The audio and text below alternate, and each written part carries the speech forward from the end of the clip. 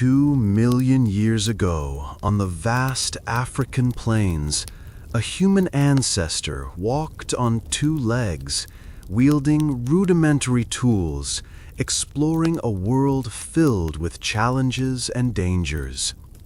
Homo habilis, one of the first representatives of our genus, had an incredibly short life expectancy of just 12 years. Imagine a world where surviving beyond childhood was an extraordinary feat. Diseases, predators, the struggle for food and water, and the absence of any form of modern medicine made each day a battle against extinction. For these first human forms, life was short and brutal, but it also marked the beginning of an evolutionary path that would lead us to conquer the challenges of nature. Today, more than 2 million years later, Homo sapiens dominates the planet. Our average global life expectancy reaches 73 years, an impressive leap compared to our primitive ancestors. In the time of Homo habilis, survival was a game of luck and instinct. The scarcity of food meant that many children did not reach adolescence. Those who managed to survive faced constant infections, untreated injuries, and a hostile environment where any slip-up could mean death. Over time, evolution favored those who developed skills to live in society. Homo erectus, the successor of Homo habilis, learned to use fire, which not only provided warmth and protection against predators, but also allowed for cooking food, making digestion more efficient and reducing diseases caused by bacteria. This simple advance already contributed to a slightly longer life expectancy. A study analyzed 26 fossils of this species and found a disturbing detail. There were no traces of newborn or infant individuals. What does this mean? Simply that the mortality among the youngest was so high that their chances of survival were practically nil. If there was ever a time not to be human, this would be the worst of all. Unlike other animals that evolved to better adapt to their environment, Homo habilis seems to have followed a cruel and unforgiving path. But why? What made them so vulnerable? Unfortunately, the answer is everything. From their body size to their lack of natural defenses, this species faced almost impossible challenges. With an average height of just 1.2 meters, Homo habilis was significantly smaller than modern humans, being up to 32% shorter than us. Their weight was also reduced, around 60% of the current average weight. In a world full of ferocious predators, a small and fragile body was practically a death sentence. Furthermore, their bone structure was not robust enough to compensate for this reduced size, making them even more susceptible to fatal injuries and falls. If we complain about modern life today, imagine living in a time where every day was a desperate struggle for survival. Homo habilis may have been one of the first representatives of our genus, but its existence was marked with brutal challenges. And if it weren't for more adapted species that came later, perhaps the history of humanity would have ended before it even began. Extremely dangerous hunts. Beneath the surface of the Eastern Rift Valley in southern Kenya lies a story that seems more like it's from a science fiction epic. It was here that our ancestors faced a colossal creature of the Ice Age, Theropithecus oswaldi, a giant primate that dominated these lands for hundreds of thousands of years. Imagine a baboon, but 3 times larger, with sharp canines like blades and a highly cohesive social organization. These primates formed impenetrable groups, making them almost impossible to attack. And yet, the first humans hunted them. But why? What weapons, tactics, and instincts allowed these hominids to challenge such a formidable predator? With a more robust body, longer legs, and a considerably larger brain, Homo erectus represented a significant evolutionary leap. The average life expectancy of Homo erectus was higher than that of Homo habilis, potentially exceeding 30 years of age. But hunting such large prey was still a problem for most of them. To understand this mystery, we need to go back in time about 1 million years. The Ologicele site was situated on the shores of an extinct lake, a location that attracted a great diversity of animals: hippos, zebras, antelopes, elephants, and of course, the imposing Therapithecus aswaldi. The first signs of human presence at this site emerge with the discovery of stone tools, and in 2003, a frontal bone of a Homo erectus was found there. Homo erectus was one of the first hominids to master the use of complex tools, being responsible for the development of Acheulean axes, which they used for over 1 million years. These tools were essential for processing meat and may have even been used as primitive weapons in hunting. Ologicele was a human encampment for hundreds of thousands of years, with its most recent archaeological layers dating from 400,000 to 700,000 years ago. During this period, Homo erectus had already spread throughout the world, and new human species like Homo heidelbergensis were emerging. These hominids had larger brains and more robust bodies, and advanced tool-making skills. Although we still don't have definitive proof that Homo heidelbergensis lived in Olorgesailie, the evidence suggests that its inhabitants were exceptional hunters.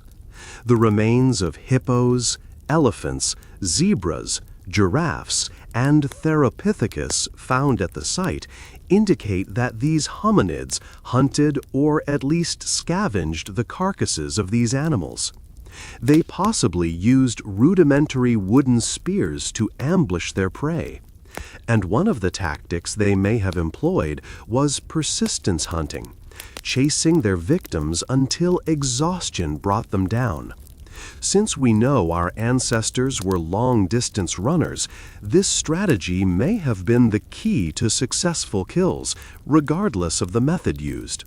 One thing is certain: the remains of these animals were brought to Olorgesailie, where they were processed with hand axes and likely raw.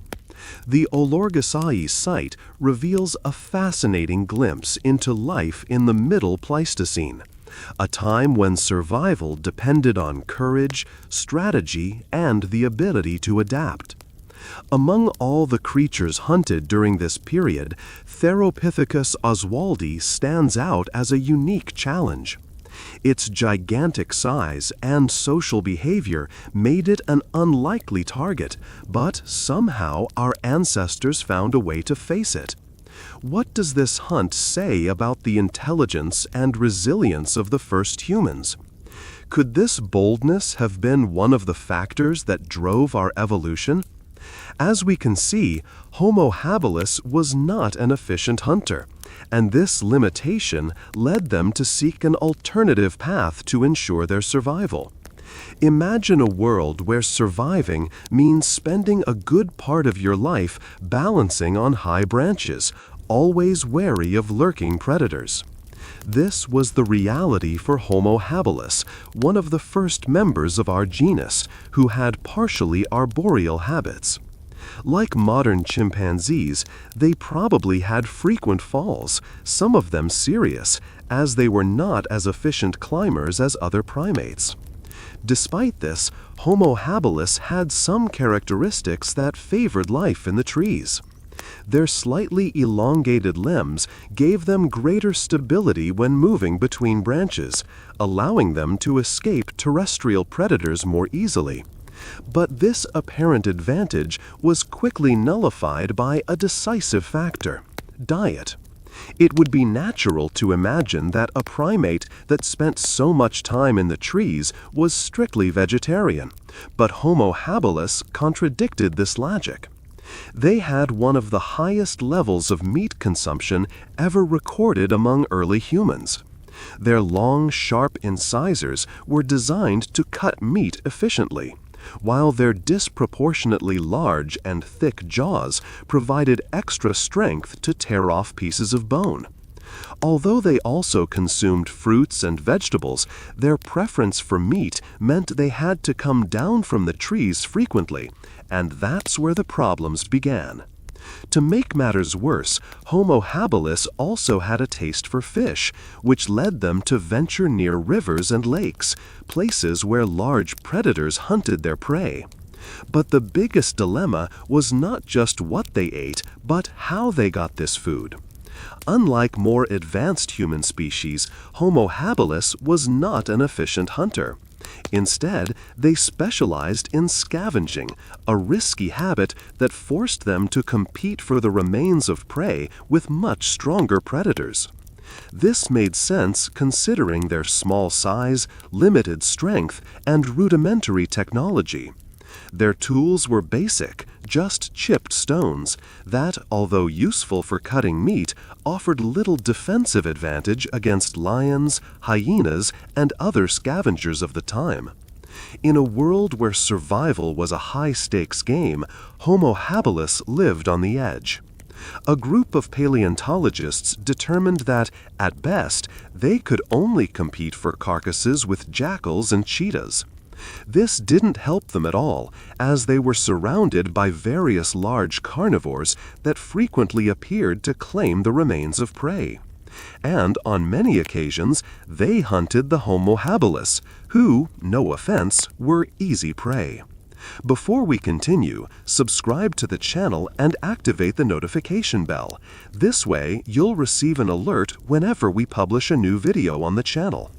For Homo habilis, survival instincts were constantly tested by some of the most lethal beasts of prehistory. Among the most feared enemies was the cave lion, a colossal predator that dominated the African landscape. These felines, larger than modern lions, were exceptional hunters. They moved with deadly silence and attacked in brutal ambushes.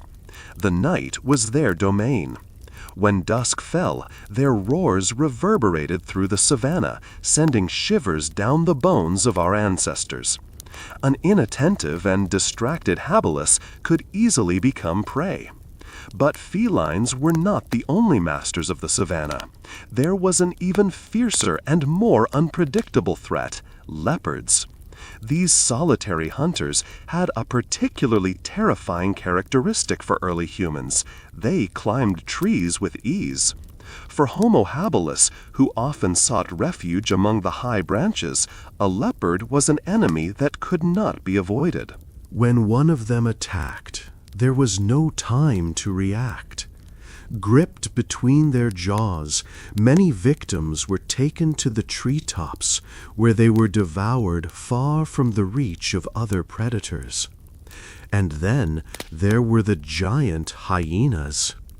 Unlike modern hyenas, which are already formidable hunters, their ancestors were even more threatening. Equipped with powerful jaws capable of crushing bones with ease, these creatures patrolled the savanna in lethal packs. They were opportunistic, and if a Homo habilis managed to catch a small prey to feed its group, the hyenas could appear in seconds, claiming the prize for themselves. And if a group of hominids was injured or weakened, these beasts did not hesitate to attack directly. The crocodiles of the period were another silent threat. The rivers and lakes that provided water for the hominids were also inhabited by ancestral ambush predators. Just one false step at the water's edge, and a huge prehistoric crocodile could emerge from the depths, sinking its jaws and dragging its prey to a brutal end. For Homo habilis, water was both a source of life and a deadly minefield. And we cannot forget the enormous terror birds, remnants of the avian predators that still roamed the earth at that time. With beaks as sharp as blades and muscular bodies adapted for ambushes, these creatures were a nightmare for any small hominid who dared to explore territories that were too open. Their speed and strength made them deadly adversaries. But perhaps the most unpredictable and relentless threat was not any of these beasts, but rather Homo habilis' own relatives. Other groups of hominids competing for territory, food, and resources were equally dangerous. Confrontations between tribes were not a matter of survival. They were brutal battles for the continuation of the lineage. Primitive warfare was already a reality. Returning to the brave hunters of giant baboons, an intriguing curiosity arises. What motivated these hunters to face such dangerous creatures? Hunting has always played a fundamental role in the formation of human societies. And for the Hoda people, this role went beyond simply obtaining food. Hunting giant baboons was not just a matter of survival, but also of social status. A successful hunt elevated a hunter's reputation within the tribe, consolidating his position and prestige. Perhaps, from time to time, the members of the group organized seasonal expeditions, true tests of courage where young warriors sought to demonstrate their strength and skills. We can imagine a scenario in which a young hunter, eager to prove his worth, was sent alone in the middle of the night to stalk a Therapithecus and kill it silently. This might just be speculation, but if it were true, it would make for a movie story. And it wouldn't be unprecedented. Various cultures throughout history have developed rites of passage involving solitary hunts. The San Bushmen, the Inuit, and the Australian Aborigines are just a few examples of peoples who required their young to demonstrate courage and endurance. Although it is important to avoid a romanticized view of these traditions, it is impossible not to recognize the fascination behind them. Therapithecus oswaldi was far from being a common primate. Weighing about 65 kilograms, approximately the size of a female gorilla, this ancestor of the modern geladas was an intimidating presence. Some males could reach up to 72 kilograms, making them even more formidable. Equipped with sharp canines and powerful muscles, this primate was anything but easy prey. The genus Therapithecus still exists today, represented by Therapithecus gelada, or simply the gelada, which inhabits the highlands of Ethiopia. Although modern males weigh on average only 18 kilograms, they are still known for their fierce aggressiveness. While their diet is mainly based on grass, this does not make them peaceful. Violent conflicts between males are frequent, with disputes over the control of groups and territories. In these battles, they use their enormous canines to attack the faces of their opponents, and it is not uncommon for entire groups to clash in brutal conflicts. If modern geladas are already an intimidating sight when they display their sharp teeth, what about their giant ancestors? Therapithecus oswaldi may have been similar in appearance, possibly possessing a thick coat and a vibrant red chest, characteristics seen in its living descendants. Now try to imagine an alpha male oswaldi, a true prehistoric titan, lifting its lip and revealing a row of deadly fangs to scare any adversary, including the first humans. For the hominids who dared to hunt these creatures, the confrontation with Therapithecus oswaldi must have been a spectacle of pure tension and danger. Only the bravest and best prepared could survive such a risky encounter. Our species, Homo sapiens, has existed for approximately 300,000 years. The peoples who lived in Olorgesailie emerged about 200,000 years before that. Despite the distance in time, there is an undeniable truth.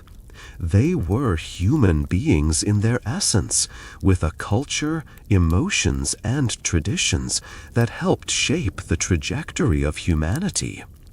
Hunting has always been a subject fraught with emotion. For some, it is a barbaric and outdated practice, while for others, it is one of the pillars of our cultural identity. I myself am fascinated by the way ancient hunter-gatherers depended on the land to survive. I know there are those who condemn hunting, and I understand that perspective.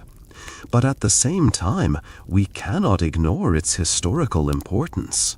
As the hunter and writer Stephen Ranella said, perhaps pursuing prey is as essential to human nature as playing music or writing words on paper. The first forms of representative art we know of depict hunters and their prey. Hunting not only ensured our survival, but also inspired us, shaping myths, rituals, and traditions that endure to this day. In Olorgesailie, fossilized traces reveal an impressive episode, a possible camp of ancient hunters, where the remains of extinct primates indicate a history of hunting and survival. In soil layers dated between 400,000 and 700,000 years, archaeologists discovered about 4,700 stone artifacts and the remains of 90 individuals of the species Therapithecus, a type of primate that today has extremely rare fossil records. What most intrigued the scientists was the high concentration of these bones in an area of only 12 to 15 square meters, suggesting a singular hunting event or a short period of occupation. The discovery raised several questions. Why were so many primates gathered in one place? What could have caused the death of so many individuals of the same species? And above all, what was the role of the stone artifacts in this context? The analysis of the bones provided intriguing clues. About 76 of the 90 individuals found were juveniles, while only 14 were adults. The vast majority, about 70%, were between 6 months and 3 years old. This proportion is anomalous when compared to modern gelada populations, in which only 36% of the members belong to this age range. This discrepancy suggests that primitive hunters possibly preferred to capture younger and smaller individuals, perhaps because they were easier prey to subdue. The hypothesis that these primates succumbed to a natural catastrophe, famine, or disease was discarded by the analysis of the bones. The signs of impact and fractures on the skulls suggest that the animals were killed systematically. The use of blunt weapons and stone tools reinforces the idea that hominids were responsible for this slaughter, possibly using coordinated techniques to corner and eliminate their prey. One of the most effective tactics employed by Homo erectus was the ambush. Theropithecus oswaldi was an alert prey, but it had predictable movement patterns. During the day, the groups sought feeding areas, and at night they took refuge in higher terrain. Homo erectus observed these patterns and positioned themselves strategically along known trails. Some hunters hid in bushes and crevices in the ground, while others forced the primates in controlled directions. At the right moment, the hunters emerged to block escape routes, attacking quickly with spears and sharp stones. Homo erectus was adapted to travel long distances without overheating. Unlike primates and large felines, which are dependent on bursts of speed, persistence hunting consisted of following the prey until it became exhausted. When they spotted a group of Theropithecus oswaldi, they would run after the group until the weakest separated. As these primates depended on shade and rest breaks, Homo erectus used their resilience to maintain pressure and prevent the animals from recovering. A comparative study with fossils found in Olduvai Gorge, another crucial archaeological site in understanding early hunters, revealed similar patterns. A Theropithecus skull found at this site had a large depressed fracture surrounded by deep cuts, signaling a fatal blow. This strengthens the thesis that these primates were a recurring target of our ancestors. The systematic hunting of extinct primates like Theropithecus suggests that hominid groups of the time already mastered advanced predation strategies. The use of weapons, the choice of more vulnerable prey, and the concentration of remains in specific locations indicate a behavior similar to that observed in modern hunter societies. Another possible tactic involved the use of animal carcasses to attract Theropithecus. As these primates were curious and occasionally opportunistic, upon noticing the presence of easy food, they might approach. Meanwhile, hunters hidden in strategic positions awaited the right moment to attack. These discoveries not only reveal aspects of the diet and behavior of early humans, but also help us understand the complex relationship between predators and prey throughout evolutionary history. The study of the hunting of Theropithecus in Oligocyle leads us to reflect on how intelligence, cooperation, and mastery of the environment were decisive for the survival of our species. Many people imagine that the chaotic times of Australia were back in the age of the dinosaurs, but the truth is, we don't even need to go back that far to find a scene worthy of a horror movie. About 50,000 years ago, the continent was dominated by colossal reptiles, including giant monitor lizards and terrestrial crocodiles that patrolled the landscape with their deadly jaws. Coincidentally, or perhaps not, this was the same period when the first humans arrived in the region. Just imagine the shock of landing in unknown lands and coming face to face with an ecosystem where mammals were in the minority, and the most feared predators walked on scales, not fur. Prehistoric Australia was not a tropical paradise, but a true battlefield where giant reptiles ruled unopposed. For any newcomer, it was clear that this was a world where survival required caution and perhaps a bit of luck. Imagine a land crocodile that could run faster than a marathon runner. Among the terrifying beasts that inhabited ancient Australia, there was a crocodile that would make anyone rethink the idea of walking carelessly through the savannah. This was not just a reptile that looked like a crocodile, but a genuine crocodilian adapted to dominate the land. Its name was quincana, an elite predator that ruled the continent during the Pleistocene.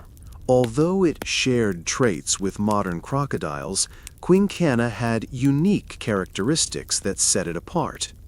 For a time, it was classified as a true crocodile, but due to its peculiar cranial structure, scientists realized it belonged to an extinct group called Meccosuchinidae. But the real surprise was in its body. Unlike current crocodiles, which are robust and adapted for water, quincana had long, muscular legs that kept its body upright and allowed it to move with impressive speed.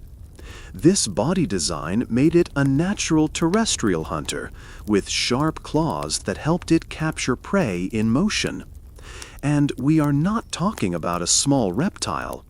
Most adults reached 3 meters in length and about 200 kilograms, the equivalent of a medium-sized American alligator.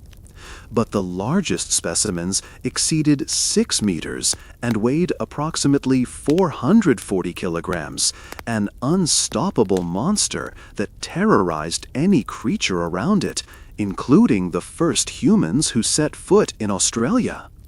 If being chased by a land crocodile already seemed scary, the worst was yet to come. Quincana had a dentition specialized in tearing flesh. Its teeth were thin, serrated, and curved backward, a type of weapon known as xiphodontia, similar to that of large carnivorous dinosaurs like Tyrannosaurus rex. With each bite, it tore large pieces of flesh from its prey, ensuring a hearty meal. Now, if you're thinking you could escape by diving into the water, think again. Although it was a terrestrial predator most of the time, there are indications that it was also a competent swimmer, making any escape attempt even more complicated. Megalania, the prehistoric dragon of Australia.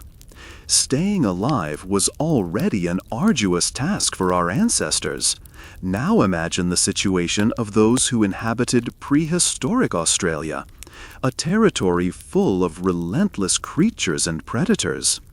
Have you ever imagined a lizard the size of a rhinoceros lurking through the prehistoric Australian forests? Well, know that this is not a myth. Before Australia was taken over by modern predators, a true monster dominated the landscape. Megalania, a creature that, without exaggeration, could be described as a Komodo dragon on steroids. If prehistoric land crocodiles were already scary, wait until you meet this giant. Megalania, whose updated technical name is Varanus priscus, was the largest known terrestrial lizard. Its old name, derived from Greek, meant Great Wanderer, a title that did justice to its colossal span. Although the debate about its exact dimensions still persists among paleontologists, there is no doubt that it was a true colossus. The most conservative estimates indicate that its structure exceeded 3.5 meters in length, with an average weight of 158 kilograms. This would already make it comparable to a sea lion, an animal that commands respect. But the most extreme estimates are even more impressive. Some studies suggest that it could have reached 7.9 meters, with a maximum weight reaching a staggering 2 tons. For comparison, this would make it heavier than the largest anaconda ever recorded, but with a much more robust and muscular body structure. If its size alone was not enough to make it fearsome, its anatomy and abilities elevated it to the level of the supreme predators of prehistory.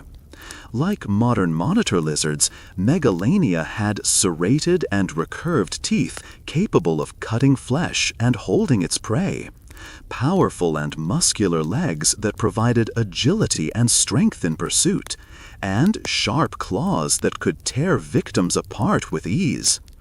As if that weren't enough, there are strong indications that it was also venomous.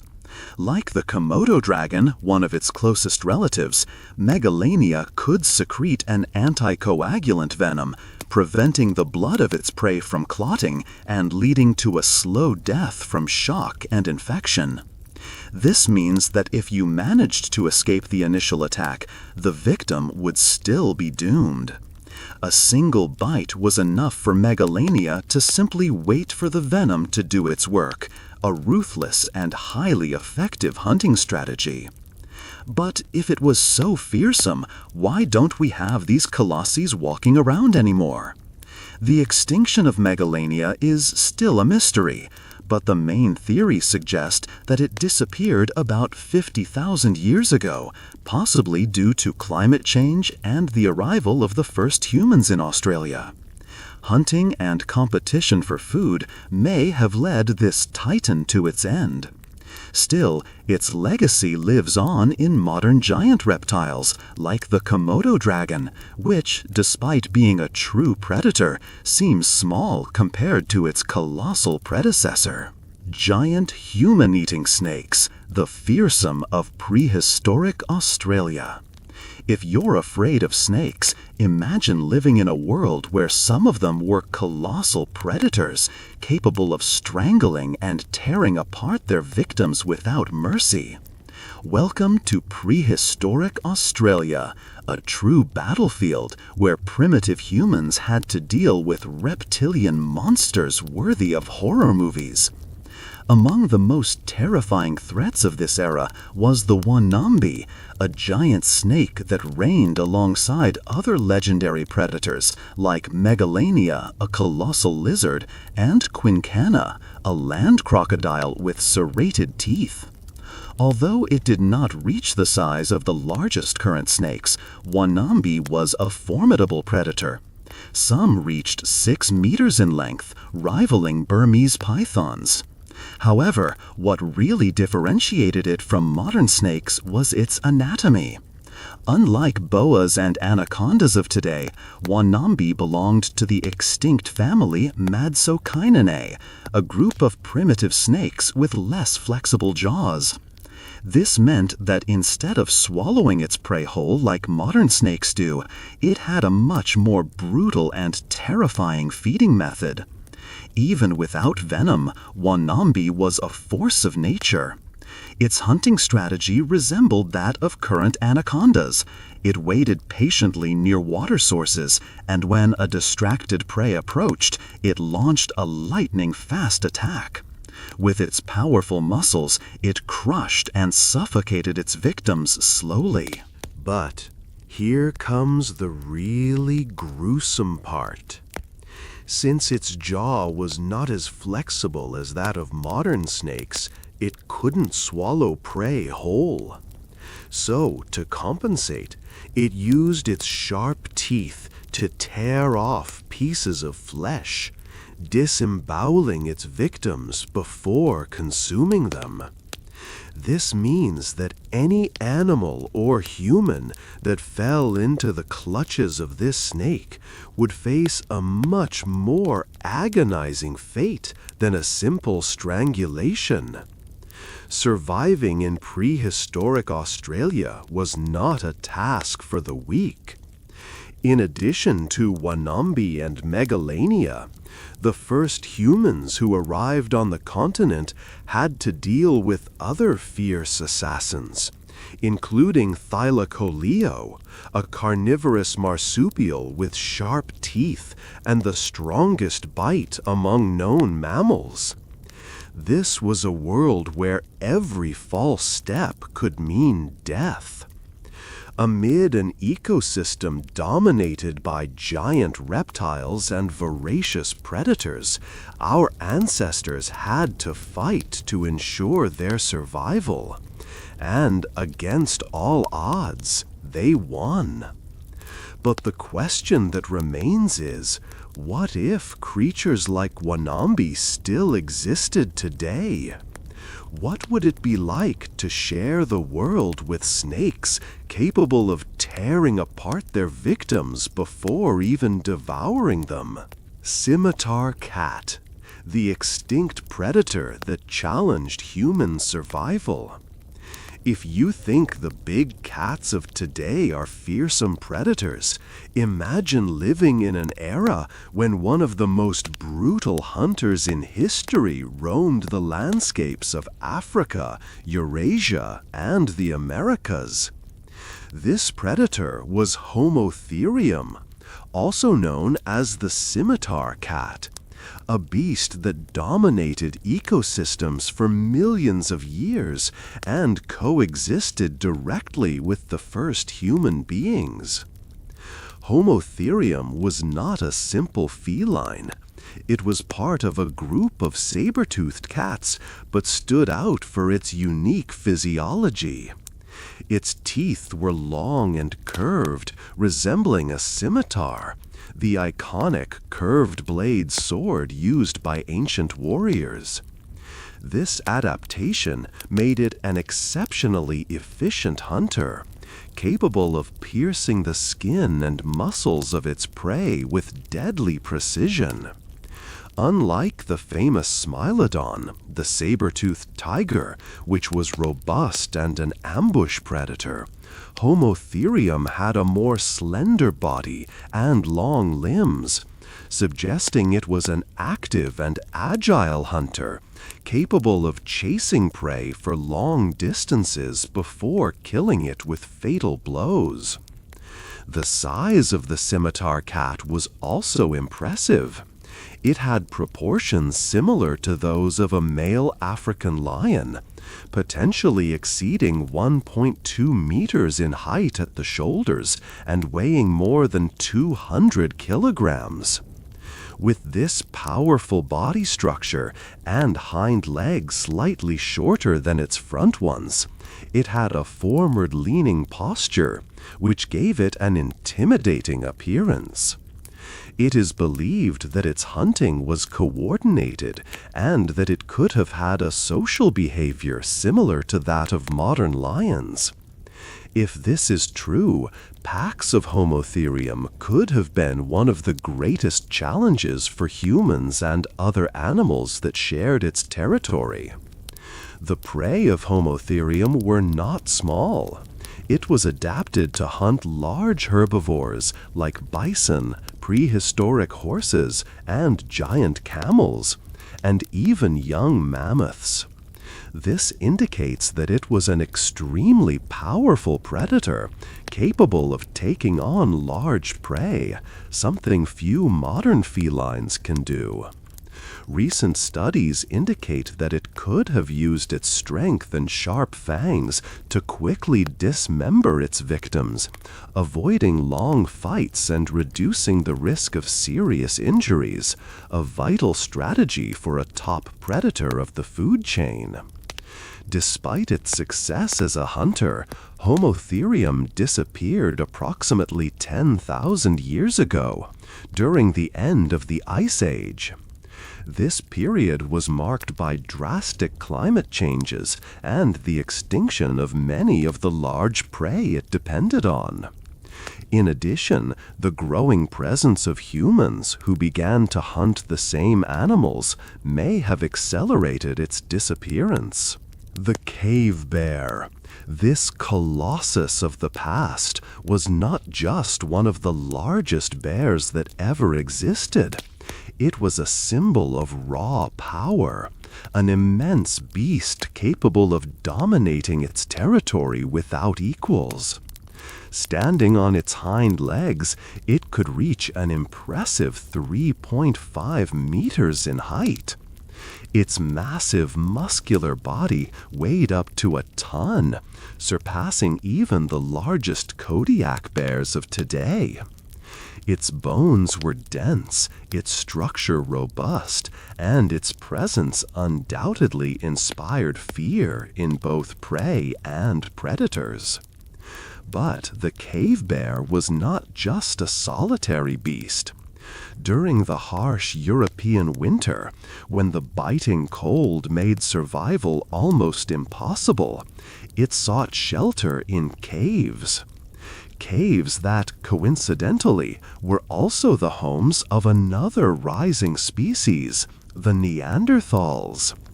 The encounters between primitive humans and these hairy giants were inevitable. For hundreds of thousands of years, Neanderthals had to share the same space with these colossal creatures. The caves, which offered refuge against the relentless cold, were disputed inch by inch. And in these confrontations, the struggle for survival was not just a matter of brute force, but also of intelligence. The Neanderthals were skilled hunters, armed with sharp tools and a deep knowledge of the environment. But facing a cave bear was a challenge that required superhuman courage. There is archaeological evidence that these clashes were more common than we imagine. A cave bear skull found with a devastating perforation suggests that on at least one occasion, a human managed to deliver a fatal blow to the creature. However, it is likely that most of these encounters did not end well for the humans. A single swat from a cave bear could crush bones with ease. The mere presence of these titans in the caves must have been enough to make any hunter think twice before invading their territory. But if Neanderthals had to deal with this threat for millennia, our own species, Homo sapiens, encountered these giants for a much shorter period. For about 20,000 years, our ancestors coexisted with cave bears, which, like the Neanderthals, faced the challenge of surviving alongside one of the most formidable predators of the prehistoric era.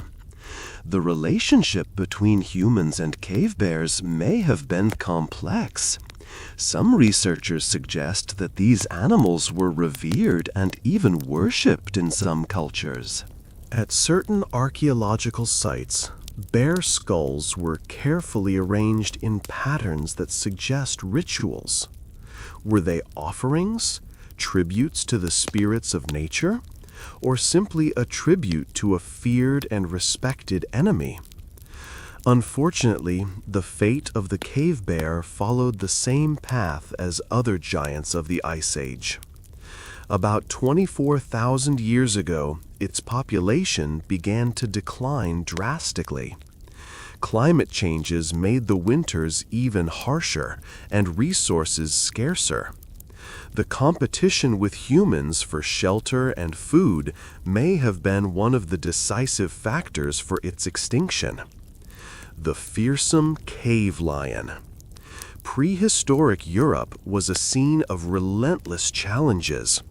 The biting cold of the harsh winters made survival a struggle, not just for primitive humans, but also for the animals that dominated these landscapes. The predators of that time were as formidable as they were fascinating. These predators lurked in search of opportunities, and even wild leopards roamed the forests and plains, hunting unsuspecting prey. Each encounter with one of these beings could mean the difference between life and death. However, among all these impressive creatures, there was one that stood out in majesty and strength: the cave lion. This prehistoric feline was a giant among lions, surpassing modern lions in size and musculature. It weighed as much as the largest tigers of today and boasted a dominant presence that inspired both respect and fear. With its powerful jaws and sharp claws, it was a predator at the top of the food chain, a true king of the icy landscapes of ancient Europe. The most fascinating thing about the cave lion is the way it was portrayed by primitive humans. In the Chauvet cave in France, incredibly detailed rock paintings reveal majestic figures of these lions, capturing their forms and postures with precision. These representations, made more than 30,000 years ago, are vivid testimonies of the relationship between early humans and these impressive beasts. What is striking in these paintings is the respectful way the lions were drawn. They are not presented as monsters or threats, but as figures worthy of admiration. Their postures and expressions indicate a detailed eye, as if the primitive artists had a deep understanding of the grandeur of these animals. This suggests that despite being fierce predators, cave lions were seen as powerful creatures that deserved recognition, perhaps even reverence. Unlike the fear that many might imagine, prehistoric peoples did not seem to see these felines merely as a danger. Instead, the paintings reveal a coexistence between humans and lions, a complex interaction that may have been marked both hostile and respectful encounters. Perhaps these felines were admired for their strength, their resistance to the unforgiving winter, or even the way they dominated the wild landscape. Giant wolves, the predators of the Ice Age. If the gray wolf today already impresses with its size and hunting ability, imagine a predator even larger, stronger, and adapted to survive in one of the most hostile environments on Earth. Yes, we are talking about giant wolves, creatures that reigned over the immense Mammoth Steppe, a vast region that stretched across northern Eurasia and North America during the Ice Age. But were these super predators limited only to the American continent? A surprising discovery suggests that they may have roamed Asia as well. Among these giants of the megafauna, a particularly terrifying hunter stood out, the giant wolf.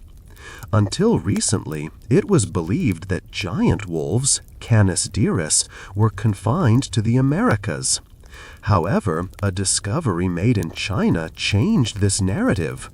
Researchers found the first fossil of a giant wolf outside the American continent, raising questions about the geographical distribution of this species. Did these predators roam Asia in isolated populations before settling in North America? Scientists are still debating whether the fossil found actually belongs to Canis dirus or a close species. If confirmed, this could indicate that the lineage of giant wolves had a much more complex origin than imagined. The Asia of the Ice Age was a nightmare scenario. There lived colossal versions of animals we know today. Among them, the hippopotamus Exodon vagans, an extinct monster that could have rivaled the current African hippos in size and aggressiveness. It shared the environment with saber-toothed tigers and enormous primitive Asian elephants, making competition for food a constant struggle. If giant wolves really lived in these lands, they would have faced extreme challenges to survive. Hunting gigantic prey required sophisticated strategies and collaboration in highly organized packs. Like their modern relatives, it is likely that these super predators developed efficient hunting tactics to take down young mammoths, bison, and even other large predators. The end of the Ice Age brought the extinction of most of these giants. Drastic climate changes and the arrival of the first modern humans contributed to the disappearance of the megafauna. The giant wolves, despite their strength and adaptability, did not escape this fate. However, the legacy of these predators remains alive in modern wolves, who inherited part of their hunting strategies and social behavior. It is incredible to imagine that our ancestors walked side by side with these formidable creatures, witnessing a world that today we can only reconstruct through fossils and archaeological evidence. The giant wolves may have disappeared, but their story continues to fascinate scientists and prehistoric life enthusiasts around the world. Thylacolo. If we talk about fascinating predators of the past, we must mention one of the most intriguing hunting mammals that ever inhabited the earth, the Thylacolo, also known as the marsupial lion. This animal was a true evolutionary anomaly, a perfect example of how nature can shape incredible and unexpected life forms. The Thylacoleo had a powerful jaw, equipped with teeth adapted to cut flesh with impressive precision. Its peculiar shape resembled that of a bowl cutter, while its elongated incisors, like small blades, allowed it to tear prey with extreme efficiency. If we compare its bite force with that of other carnivorous mammals, pound for pound, it easily surpasses any other predator in history. Despite its feline appearance and its efficiency as a predator, the evolutionary history of the Thylacoleo is even more intriguing. It descends from herbivorous ancestors, the Diprotodonts, which over the eras evolved to become relentless hunters. This drastic transition from an animal that fed on plants to a super predator reflects the versatility of life and how environmental pressures can completely transform a species over millennia.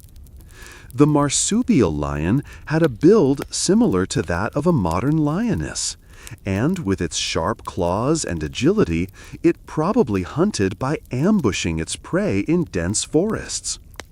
Its disappearance is associated with the arrival of the first humans in Australia, who changed the ecosystem irreversibly.